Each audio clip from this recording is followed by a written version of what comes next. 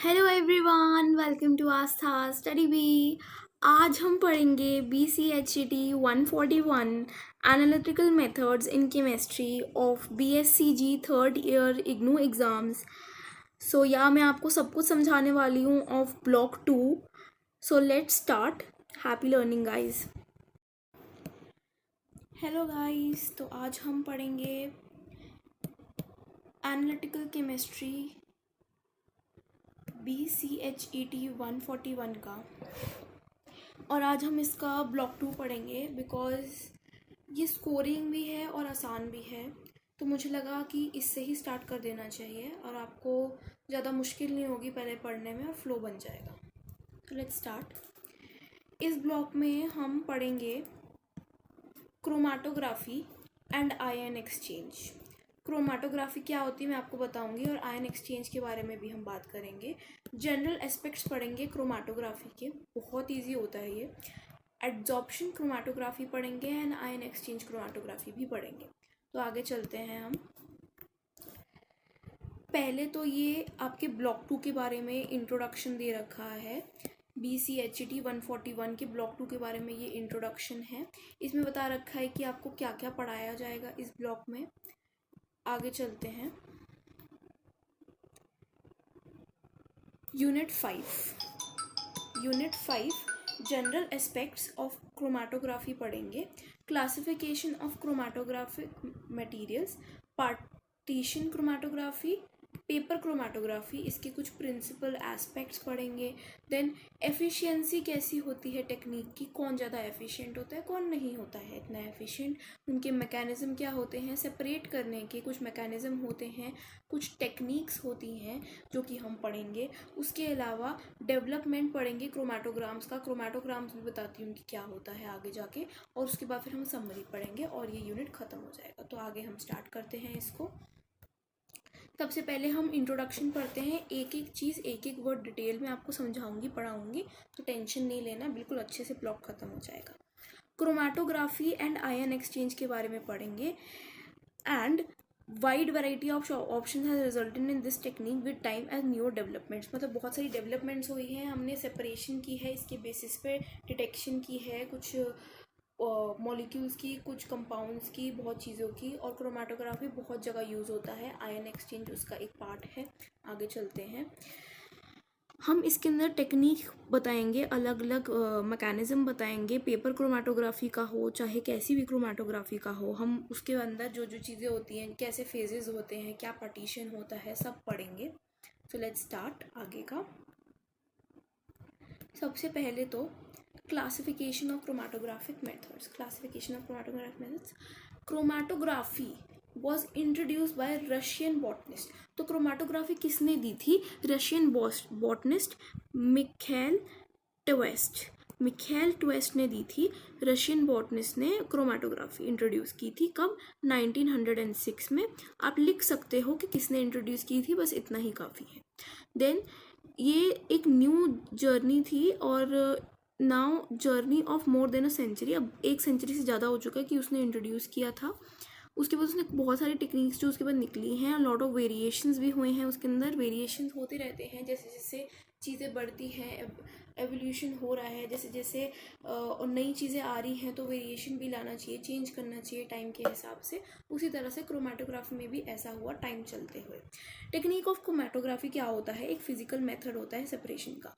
तो chromatography technique, what is chromatography technique? Technique of chromatography is a physical method of separation.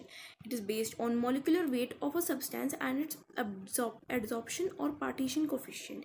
Thus, substances with lesser molecular masses diffuse more quickly than those with higher molecular masses.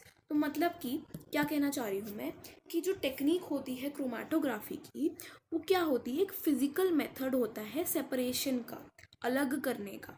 It is based on molecular weight. Molecular weight, कोई भी molecular है उसके wait के ऊपर depend करता है, एक substance के ऊपर, एंड उसकी एड्जॉर्प्शन कोफिशिएंट के ऊपर, पार्टीशन कोफिशिएंट के ऊपर। एड्जॉर्प्शन कोफिशिएंट, जैसे कोई मॉलिक्यूल है और एक ना सरफेस है, टेबल है, तो उसके ऊपर वो कितना एड्जॉर्ब हो रहा है। एब्जॉर्ब और एड्जॉर्ब में फ़र्क होता है, B and D। एब्जॉर्ब होता है कि अंदर तक ले लेना, एंड एडजॉर्ब होता है कि सिर्फ सरफेस तक थोड़ा सा बैठ जाना, ठीक है। तो आगे हम बात करते हैं कि वो उसी पे डिपेंड करता है कि वो कितना एडजॉर्ब कर रहा है या कितना उसकी पार्टीशन है, कितना पार्टीशन मतलब दूर दूर कर रहा है। The substances with lesser molecular masses diffuse more quickly, तो सब्सटेंसेस जिनका लेसर मॉलिक्यूलर मास होता है वो ज़्यादा डिफ्यूज करते हैं than those of higher molecular masses, ठीक है जी। Chromatography was use by Tswett to separate the plant pigments using a simple glass column packed with finely divided calcium carbonate.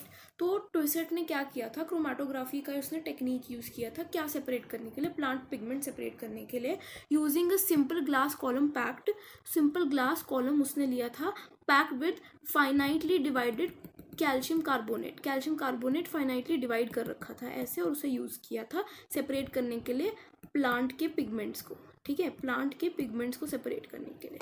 He use petroleum ether, उसने क्या use किया, उसने petroleum ether use किया to separate various pigments which appeared as bands at different heights in column after separation, ठीक है। तो हम इसके अंदर कॉलम क्रोमेटोग्राफी भी पढ़ेंगे आगे जाके, आगे चलते हैं।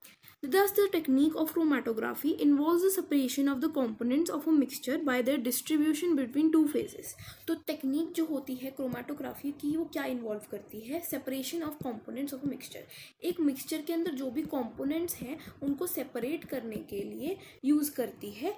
कैसे कि उनको डिस्ट्रीब्यूट कर देती है दो चीज़ों में, वो क्या क्या होती हैं, दो फेजेस होते हैं, क्या होते हैं, एक होता है स्टेशनरी फेज, दूसरा होता है मोबाइल फेज, ठीक है।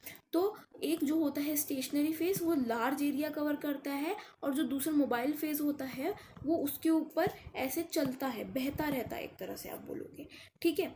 तो here the mobile phase moves on the stationary phase in definite direction, तो एक अगर ये स्टेशनरी फेज है इसके ऊपर ये मोबाइल फेज घूम रहा है, ये जा रहा है आगे, जा ही जा रहा है, और ये क्या हो रहा है कि ये एक डेफिनेट डायरेक्शन में, एक ही डायरेक्शन में चल रहा है, ठीक है, किसके ऊपर, स्टेशनरी फेज के ऊपर। तो ये दोनों चीज़ें बहुत इंपॉर्टेंट होती है क्रोमेटोग्राफी टेक्निक में।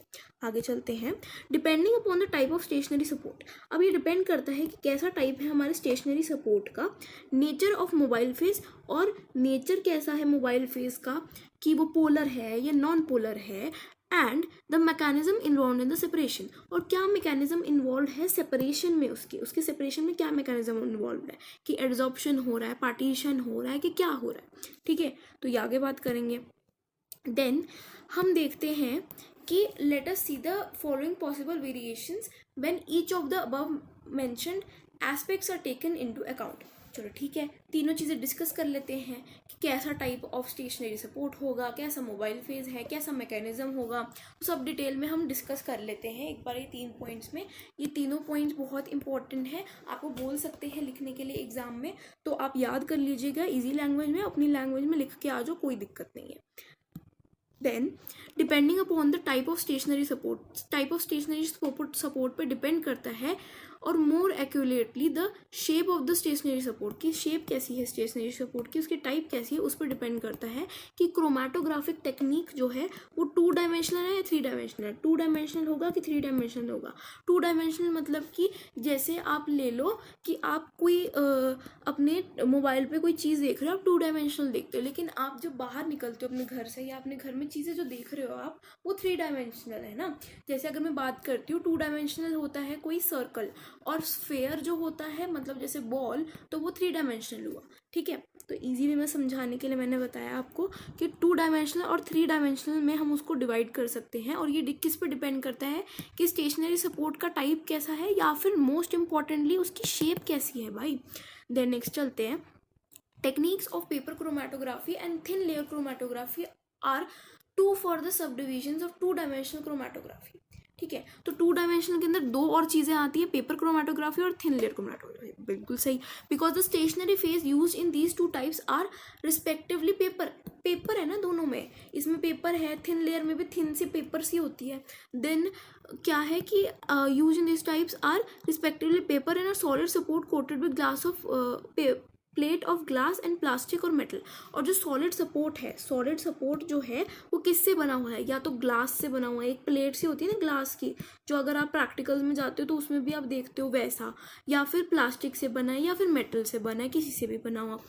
The shapes of all these supports are two dimensional. तो शेप्स कैसी है इनकी, टू डायमेंशनल है सारी की सारी। Hence these two techniques are classified under two dimensional. कौन सी, पेपर क्रोमेटोग्राफी और थिन लेयर क्रोमेटोग्राफी। आगे अब हम थ्री डायमेंशनल पढ़ते हैं। The technique of column chromatography is considered under three dimensional chromatography. Column chromatography involves the stationary support present in column which is three dimensional in shape. ठीक है, column chromatography एक type है three dimensional की, जो कि क्या करती है, ऐसे कॉलम यूज करती है और थ्री डायमेंशनल शेप होती है उसकी। नेक्स्ट हम चलते हैं इस पे, according to nature of mobile phase. According to nature of mobile phase, whether the mobile phase is gas, liquid और super critical fluid, the respective chromatography techniques are called gas chromatography, liquid chromatography और super critical fluid chromatography. अच्छा, अब ये बहुत ही easy है। ये कैसे easy है मैं आपको बताती हूँ कि मैंने बोला कि इसके अंदर according to nature of mobile phase, मतलब मोबाइल फेज का नेचर क्या है, ये जैसे मोबाइल फेज इसका नेचर क्या है, मतलब कि इसके अंदर जो मैंने चीज़ यूज़ की है कंपाउंड को एड्जॉर्ब कराने के लिए, कुछ कराने के लिए स्टेशनरी पेपर के ऊपर, वो मोबाइल फेज गैस है या फिर कोई लिक्विड है या फिर कोई सुपर क्रिटिकल फ्लूइड है। तो उसके बेसिस पे हम बताते हैं कि कैसी कैसी टेक्निक्स यूज होती हैं। अगर गैस है तो गैस क्रोमेटोग्राफी, लिक्विड है तो liquid chromatography, super critical fluid है तो सुपर क्रिटिकल फ्लूइड क्रोमेटोग्राफी।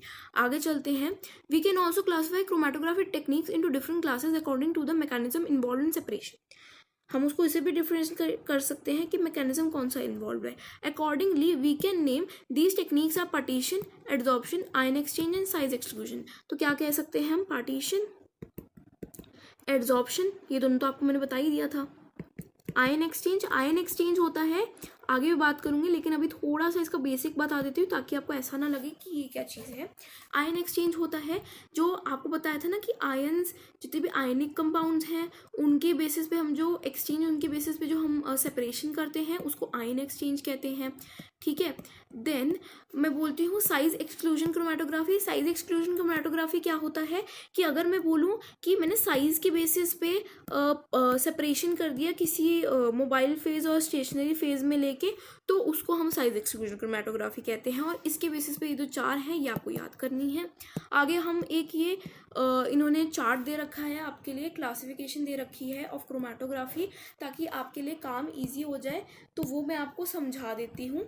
ठीक है, हाँ, तो classification of chromatography on the basis of shape of the stationary support, two dimensional और थ्री डायमेंशनल। जैसे हमने पढ़ा था कि स्टेशनरी सपोर्ट कैसा है या फिर उसकी शेप कैसी है, तो उसके बेसिस पे हम 2D देखते हैं, टू डायमेंशनल, या थ्री डायमेंशनल 3D देखते हैं। 3D के अंदर कॉलम वाला हमने देखा था सिर्फ, और 2D के अंदर दो देखे थे, paper chromatography, thin layer chromatography.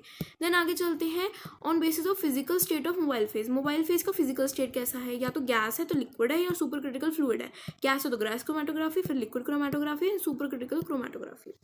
Then बात करते हैं कि basis of interaction of solute to stationary phase. Interaction of solute to stationary phase, adsorption chromatography, partition chromatography, ion exchange chromatography, size exclusion chromatography. तो एड्जॉर्प्शन क्रोमेटोग्राफी होती है, ion exchange होती है, partition होती है और साइज एक्सक्लूजन क्रोमेटोग्राफी होती है। हम इन सारी जितनी भी तरह की क्रोमेटोग्राफी है हमारे पास, हम इसके बारे में पढ़ेंगे अच्छे से। ये है और ये है, सारी क्रोमेटोग्राफी के बारे में अच्छे से पढ़ेंगे। और जो डिटेल में पढ़ना है, जो आपके एग्जाम में अच्छे से आ सकता है, आपको पूछा जा सकता है, वो पढ़ेंगे। Guys listen to me carefully कि ये जो टॉपिक है, ये जो ब्लॉक है इस केमिस्ट्री का, ये सबसे इजी है। मैंने पूरी एनालिसिस किया आप लोगों के लिए, ये सबसे इजी ब्लॉक है। और हमने ये अभी अपने बायोलॉजी के एग्ज़ाम के लिए भी पढ़ा था, आपको पता होगा। तो इसके मैं आपको शॉर्ट नोट्स भी दे दूंगी, आप मेरे टेलीग्राम चैनल पे शॉर्ट नोट्स इसके ले सकते हो। मैं अपने टेलीग्राम चैनल का लिंक डिस्क्रिप्शन में दे दूंगी, नहीं तो आप टेलीग्राम पे सर्च भी कर सकते हो, आस्था स्टडी बी के नाम से। इग्नू BSCG का मैं पढ़ाती हूँ और नोट्स भी प्रोवाइड करती हूँ, सब कुछ मटेरियल प्रोवाइड करती हूँ। आगे चलते हैं अपने टॉपिक पे।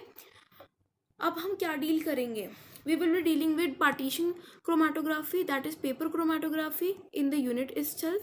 Then adsorption chromatography using column chromatography हम next में पढ़ेंगे. The size extrusion chromatography इस उसका पार्ट नहीं है, फिर भी हम थोड़ा सा देख ही लेंगे. Then thus all the available chromatographic techniques cannot be classified using a single criteria. तो हम डिफरेंट कॉम्बिनेशन ऑफ स्टेशनरी और मोबाइल फेजेस यूज़ करेंगे एंड मैकेनिज्म ऑपरेटिंग इन में ऑल्सो डिफर. तो अब मैं क्या कह रही हूँ, इससे क्या कहना चाह रहे हैं कि जितने भी क्रोमाटोग्राफिक टेक्निक्स हमने देखी अभी ऊपर जो क्लासिफिकेशन में देखी थी, तो उनका कोई सिंगल क्राइटेरिया नहीं है, मतलब वो कोई किसी एक बेसिस पे नहीं है, वो अलग अलग चीज़ों पे हैं, अलग अलग कॉम्बिनेशंस में हैं. जैसे कि स्टेशनरी फेस किसी का कैसा है, किसी का मोबाइल फेस कैसा है, किसी का मैकेनिज्म कैसा है, किसी की शेप कैसी है, तो इस सब पे डिपेंड करता है. Hence it is the nature of mobile phase which is taken as main criteria. तो हम ये देखते हैं कि मेन क्राइटेरिया ले किसको, भाई ये भी तो ज़रूरी है ना. ऐसे डिफरेंट क्राइटेरिया से तो हम क्या ही करेंगे, एक कुछ हमें बेसिस बनाना ही पड़ेगा. तो वो हमने लिया कि नेचर ऑफ मोबाइल फेज लेते हैं मेन क्राइटेरिया. चलो ठीक है. The other factor mention above are discuss as details or sub criteria under the main class. ठीक है. Thus when the nature of mobile phase is taken as the main criteria, gas, liquid and superficial fluid chromatography are considered. Obviously अब आप mobile phase पे जा रहे हो तो आपको पता है गैस, लिक्विड और सुपर क्रिटिकल फ्लूइड वाली क्रोमाटोग्राफी आपके लिए मेन रहेंगी.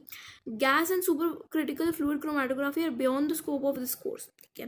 Therefore we will keep our discussion focus to liquid chromatography only. तो मतलब हम सिर्फ इसमें लिक्विड क्रोमाटोग्राफी पढ़ेंगे, गैस और सुपरफिशियल इतना नहीं पढ़ेंगे. इस कोर्स के बियॉन्ड है उसका स्कोप. ठीक है. इतना बहुत ज़्यादा हो जाएगा आपके लिए. आगे चलते हैं. When the mobile phase is liquid, जब मोबाइल फेज लिक्विड है, the stationary phase can be liquid supported on a solid और a solid and this gives rise to liquid chromatography, liquid solid chromatography. तो मतलब कि वो क्या कह रहे हैं, जब आपका जो ये जो आपका स्टेशनरी फेज है और ये जो मैंने बनाया अभी आपको क्या है, मोबाइल फेज. ये आपका मोबाइल फेज है. ठीक है. अब मैं क्या कह रही हूँ, ये स्टेशनरी है. ठीक है. अभी ध्यान से देखना इस तरफ. तो देखो कि मैंने बोला कि ये जो है आपका मोबाइल फेज है, ये जो आपका स्टेशनरी फेज है.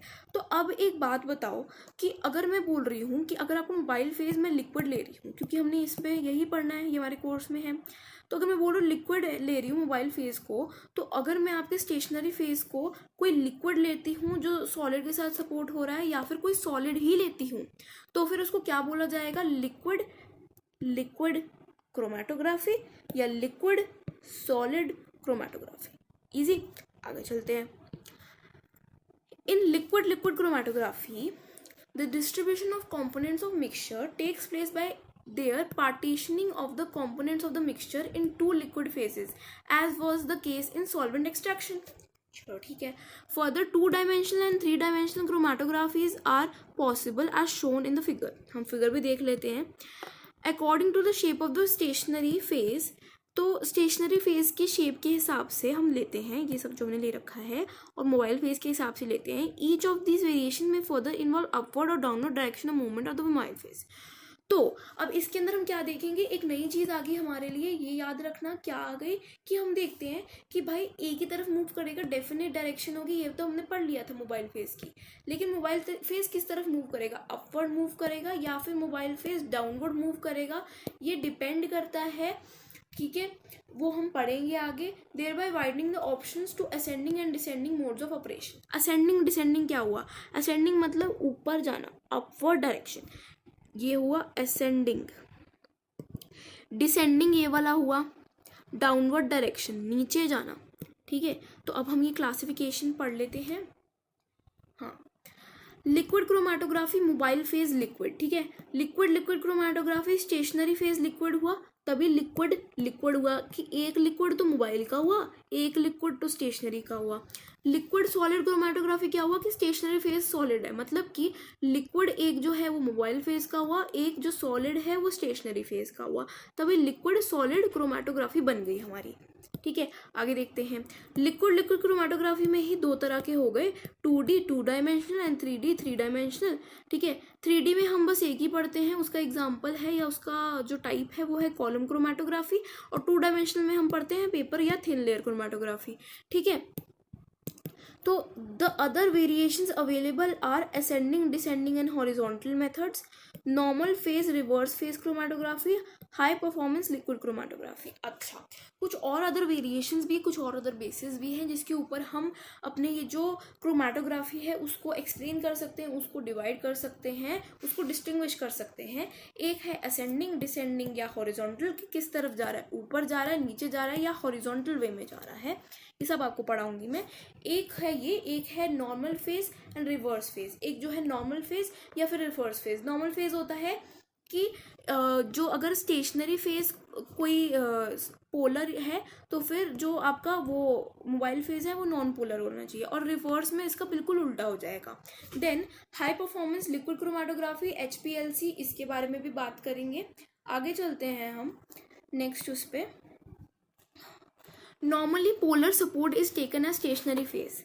नॉर्मली पोलर सपोर्ट मतलब कि स्टेशनरी फेज, मैंने आपको बताया अभी कि अगर पोलर है स्टेशनरी फेज तो मोबाइल फेज जो आपका होगा वो नॉन पोलर होगा। ये हम नॉर्मल लेते हैं, नॉर्मल फेज क्रोमेटोग्राफी में ऐसा लेते हैं, जस्ट अभी मैंने आपको बताया था। But if polarities of 2 phases are reverse, मतलब इसे रिवर्स कर दे, मतलब जो हमने ये स्टेशनरी फेज जो पोलर लिया था और मोबाइल फेज जो नॉन पोलर लिया था, इसको रिवर्स कर दे। अब हम स्टेशनरी फेज जो है वो नॉन पोलर ले लें और मोबाइल फेज जो है आपका वो पोलर ले लें, तो फिर ये बन जाएगा हमारा रिवर्स फेज क्रोमेटोग्राफी। क्या दिक्कत है, बहुत ही ईजी है भाई ये तो। आगे चलते हैं। वेरियस फॉर्म्स ऑफ क्रोमेटोग्राफीज, बहुत सारी फॉर्म्स होती है क्रोमेटोग्राफीज की। Explained above can also be performed under high pressure leading to high performance or high pressure liquid chromatography. बहुत सारी फॉर्म्स होती है क्रोमेटोग्राफी की, कुछ होती हैं जो हाई प्रेशर पे डील करती हैं और वो लीड करती है हाई परफॉर्मेंस या हाई प्रेशर लिक्विड क्रोमेटोग्राफी पे। ठीक है, आगे चलते हैं। SAQ1 देख लेते हैं। Name the 2 types of 2 dimensional chromatography. तो कौन सी होती है, पेपर क्रोमेटोग्राफी होती है और थिन लेयर क्रोमेटोग्राफी होती है। 2 डायमेंशनल वाली, 2D वाली मैं आपको अभी दिखा देती हूँ इसका आंसर, ये रहा देखो। ठीक है, तो 2 डायमेंशनल वाली ये हो गई, इसके ये 2 टाइप हैं। ठीक है, 2 डायमेंशनल वाली ये हो गई paper chromatography, thin layer chromatography. ठीक है, बिल्कुल सही है। आगे चलते हैं। हाँ, ये रहा पार्टीशन क्रोमेटोग्राफी, पेपर क्रोमेटोग्राफी। तो पार्टीशन क्रोमेटोग्राफी, पेपर क्रोमेटोग्राफी पढ़ते हैं। The foundation of paper chromatography dates back to 1994, मतलब कि पेपर क्रोमेटोग्राफी कब फाउंड हुई थी, इसका फाउंडेशन कब ले हुआ था, 1994 में, जब R. Consden, A.H. Gordon and A.P.J. Martin ने रिपोर्ट, इन तीनों ने रिपोर्ट किया था the separation of amino acids using paper. तो पेपर लेके इन्होंने अमीनो एसिड्स जो हैं उनको सेपरेट किया था। ठीक है, the amino acid present in only 200 न्यूजी of wool could have been separated using paper chromatography. The importance of chromatography was recognized when Nobel Prize was awarded in 1952. मतलब 1944 में इन तीनों ने ये काम किया, अमीनो एसिड्स को सेपरेट किया एक पेपर, उस पर पेपर क्रोमेटोग्राफी के बारे में बताया, इनका फाउंडेशन हुई। लेकिन इनको इंपॉर्टेंस कब मिली थी, जब इनको नोबेल प्राइज़ मिला 1952 में, मतलब इतनी देर बाद इनको नोबेल प्राइज़ मिला। देन आगे चलते हैं। The technique of paper chromatography is very simple, बिल्कुल सही है, एंड यूजफुल, बहुत यूजफुल भी है।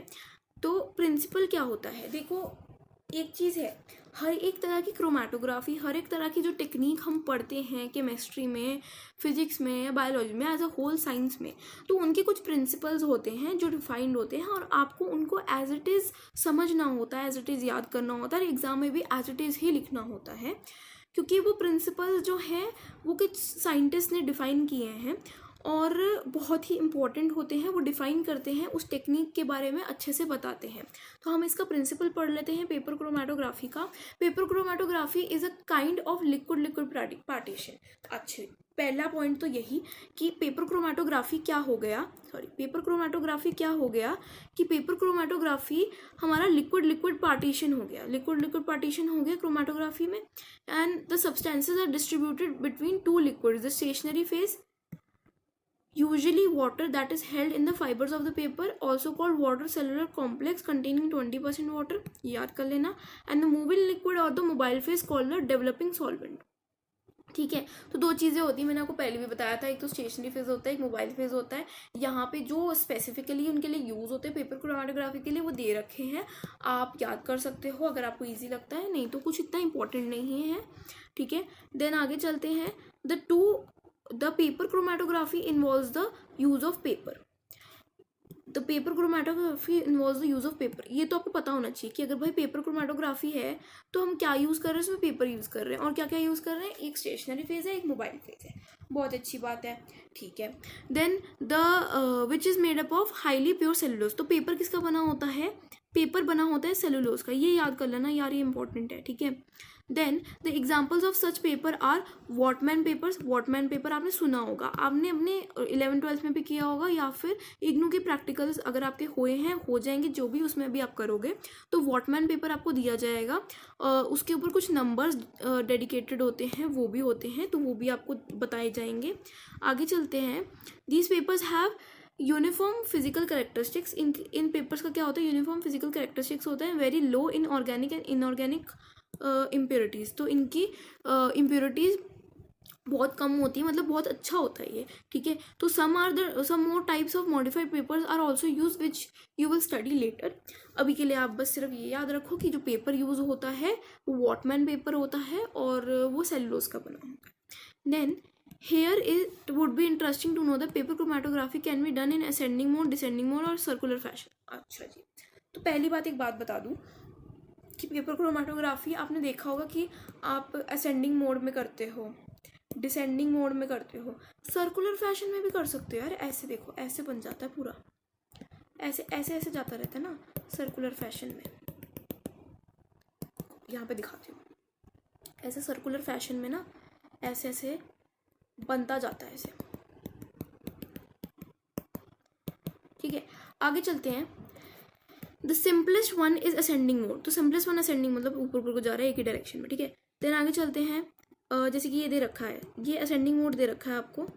ठीक है, ये देखो इसकी ये लिड है, ये सॉल्वेंट है, ये पेपर है, देन ये मिक्सचर या इम्प्योर कंपाउंड है, और ये देखो यहाँ पे कैसे पार्टीशन हो गया, ये ऐसे को जा रहा है ना, तब ये पार्टीशन होता जा रहा है.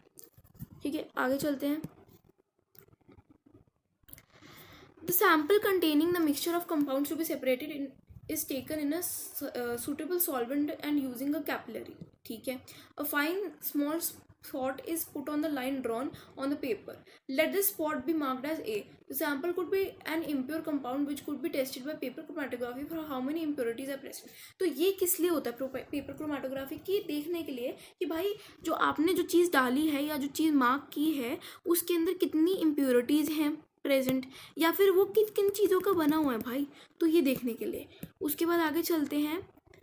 The paper is kept in the development chamber. ठीक है, the solvent which is the mobile phase is then allowed to rise by the capillary action. Capillary action मतलब ऊपर ऊपर जाते हैं ना, इसको कैपिलरी एक्शन कहते हैं. over the spot of mixture of compounds. After some time the solvent takes along with it different components of mixture. मतलब कुछ टाइम के बाद सॉल्वेंट मोबाइल फेज जो होता है वो अपने साथ साथ ना कुछ कंपाउंड ऐसे छोड़ता जाता है ऐसे ऐसे. ठीक है, तो मतलब वो सेपरेट कर रहा है ना to different heights on the paper leading to separation. Different heights पे है ना, देखो अलग अलग हाइट पे है ना, अलग अलग हाइट के, जैसे ये H1 हाइट पे है, H2 हाइट पे है, ये H3 हाइट पे है. ठीक है, ये H4 हाइट पे है.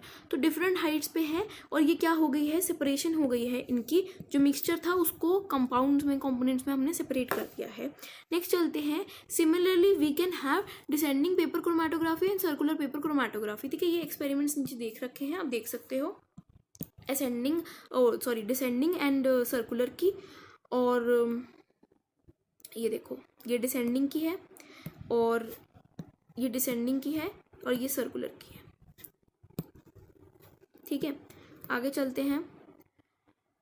इन descending paper chromatography the solvent tank contains the solvent when moves upside to downward on the paper. The spots of the sample are put on the paper and the same is placed in the development chamber. ठीक है, in a circular paper chromatography the spots of the sample are placed on the paper in circular fashion. spots ऐसे लगाए जाते हैं बेटा, ऐसे ऐसे spots लगाए जाते हैं. Then the moving phase or mobile phase, which is liquid, is a solvent or a mixture of solvent is taken in a petri dish. ठीक है. At the center of the paper a very small hole is made. Center of the paper very small hole is made using a pin. एक pin use करके. ठीक है. A wick is then placed in the hole whose other end dips in the mobile phase. एक wick हम डाल देते हैं ऐसे hole में जिसका other end जो ऐसे mobile phase में होता है. ठीक है. Then the solvent rises to the center of the paper. Solvent center of the paper तक rise करेगा through the cotton wick. The mobile phase then carries along it different components of sample in a circular fashion. Circular fashion में करता जाएगा ऐसे. ठीक है. Then क्या है कि thus the different separated components are obtained as rings on the Whatman paper and not as spots. तो पहले जैसे अगर हम ascending या descending देख रहे थे तो उसमें से spots बन रहे थे. अब क्या होगा, इसमें जो होगा हमारे पास ऐसे बनते जाएंगे. ठीक है. ये जो हमने डाले थे अब ये ऐसे बनते जाएंगे, सर्कुलर बनेंगे, स्पॉट्स में नहीं बनेंगे. ठीक है. Having understood the basic principle of paper chromatography, next हम इसकी एफिशिएंसी पढ़ेंगे और वो हम नेक्स्ट वीडियो में पढ़ेंगे. Till then like share and subscribe the channel guys. और अगर आपको वीडियो अच्छी लगी तो मुझे ज़रूर बताना. कोई डाउट हो तो आप कमेंट सेक्शन में पूछ सकते हो. And you can also join my Telegram channel @Astha Study Bee for IGNOU BSc exams. Thank you and good luck.